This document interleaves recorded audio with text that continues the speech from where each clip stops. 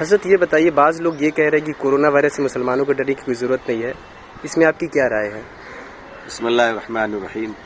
جو لوگ یہ کہہ رہے ہیں کہ کورونا وائرس سے ڈرنے کی ضرورت نہیں ہے مسلمانوں کو، شاید ان کو لگتا ہے کہ کورونا وائرس اللہ نے نہیں بھیجا ہے، کسی پولیٹیکل پارٹی نے بھیجا ہے۔ بھائی میرے، اس طرح کی باتیں کر اپنے آپ کو اور اپنے سماج کو اور اپنے دیش کو تباہ نہ کیجیے۔ کورونا وائرس کسی راجنیتک پارٹی کا ممبر نہیں ہے، وہ اللہ کے مختلف عذابوں میں ایک عذاب ہے، ایک مصیبتوں میں مصیبت ہے، بیماری میں بیماری ہے، ڈیزیز ہے، جس کا علاج تدبیروں سے ہونی چاہیے۔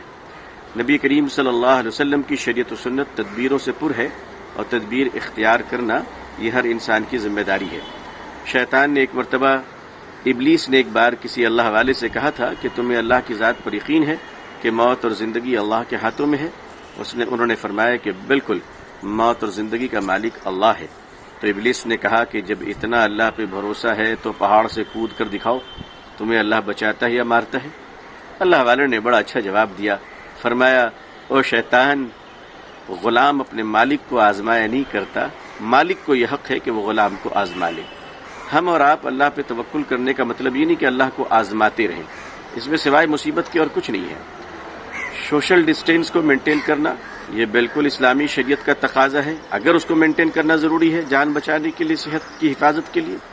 آئسولیٹڈ ہونا یہ بھی کبھی کبھی ضروری ہے، اگر ضروری محسوس ہوتا ہے کہ نہیں صاحب حفظان صحت کے لیے بہت ضروری ہے۔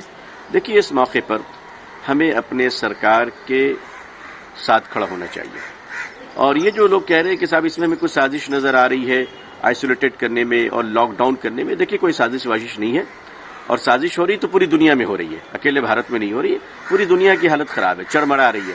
ہاں، دنیا کو یہ ماننا چاہیے کہ جو لوگ کہتے ہیں کوئی خدا نہیں ہے، وہ بھی آج کہنے پر مجبور ہو گئے ہیں کہ کوئی خدا ہے جس نے ہمارے ناک میں ایک ایسی وائرس ڈال دی جو سردی اور زکام بن کر زندگی اور روح کو نکال رہی ہے۔ ایسے موقع پر میں کہنا چاہوں گا کہ ہمیں پہلے سے زیادہ اچھا بننا چاہیے، صاف ستھرا رہیں اور رکھیں۔ آئسولیٹڈ ہونے کی ضرورت ہے تو ضرور تھوڑے دنوں کے لیے ہو جائیں۔ لاک ڈاؤن میں مکمل سپورٹ کرتا ہوں کہ یہ ہمارے لیے بہت ضروری ہے، پولوشن تو کنٹرول ہو ہی گیا ہے، ساتھ ہی ساتھ سوشل ڈسٹینس کو مینٹین کرنا یہ کوئی دھرم کے خلاف نہیں ہے، بلکہ دوسرے لوگوں کو مصیبت میں ڈالنے سے بچانے کے لیے یہ ثواب معلوم ہوتا ہے۔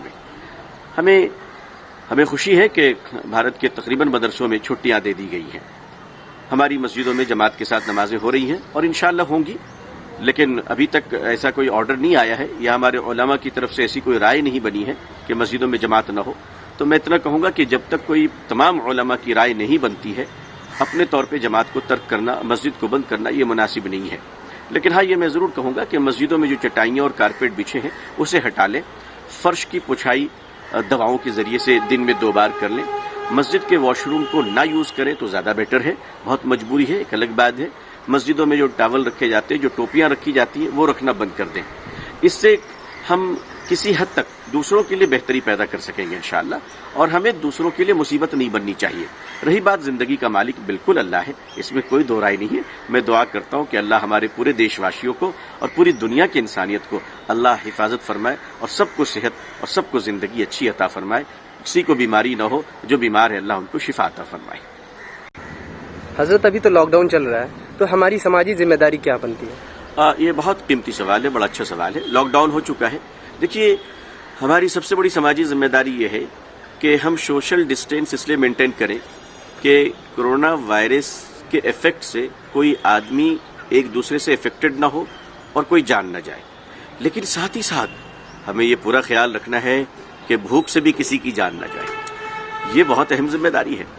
میں تمام لوگوں کی ذمہ داری سمجھتا ہوں، بالخصوص مسلمانوں کی، کہ وہ ایسے موقعوں پر ہائیجینک طریقے سے سالڈ فوڈ کے پیکٹ بنائیں، ڈرائی فوڈ کے، اور جس طرح رمضان میں افطار کٹ بانٹے جاتے ہیں اس طرح غریبوں میں، ڈیلی ویجز مزدوروں میں، روز بھتہ کمانے والے، رکشہ والے، اور کبھی کبھی اچھے گھر بھی پڑوس میں ہوتے ہیں جو بول نہیں پاتے ہیں، کچھ مجبوریاں وہاں بھی ہوتی ہیں۔ ہمیں ہر حال میں خیال رکھنا ہے کہ ہمارے پڑوس میں، ہمارے شہر میں، ہمارے ملک میں کوئی بھوک سے نہ مرے، لاک ڈاؤن کا بہانہ بنا کر، ورنہ ہم اللہ کو جواب نہیں دے پائیں گے، منہ نہیں دکھا پائیں گے۔ ہم سب کی ذمہ داری ہے، مسجد والوں کی، مدرسے والوں کی، میری ذمہ داری ہے، آپ سب کی ذمہ داری ہے، پورے سماج کی ذمہ داری ہے۔ یقیناً ایسے موقعوں پر ہمارے سکھ بھائی، مارواڑی بھائی، سندھی بھائی، گجراتی بھائی، مسلمان بھائی، سارے کے سارے لوگ آ جائیں گے، اور सोशल डिस्टेंस को मेंटेन करते हुए, गैदरिंग को अवॉइड करते हुए सॉलिड फूड, चावल, दाल, शक्कर, नमक, तेल, इसकी पैकेट बनाए, किट्स बनाए और वो घरों पे पहुंचा दें ताकि किसी के घर में कोई भूखमरी ना हो। देखिए, हम सब की जिम्मेदारी है, याद रखिएगा, किसी भी देश की सरकार कितनी मजबूत क्यों ना हो, जनता के सहयोग के बगैर सरकार किसी भी महामारी का मुकाबला नहीं कर सकती है। सरकार हमारी है, हम उनके हैं, लेकिन हम भी तो जवाबदेह हैं। हमारी जिम्मेदारी है हमारे शहर में कोई भूखा ना रहे। मैं उम्मीद करता हूं लंगर बांटने वाले, सोशल जिम्मेदारियों को निभाने वाले, अस्पतालों में फल बांटने वाले अपने कामों को बंद नहीं करेंगे, बल्कि हम अपने कामों को और बढ़ा देंगे इंशाअल्लाह। बहुत बहुत शुक्रिया। है हिंद में अनोखा मरकज़ तहफ़्फ़ुज़ दी, ये दी का तर्जुमा है मरकज़ तहफ़्फ़ुज़ दी।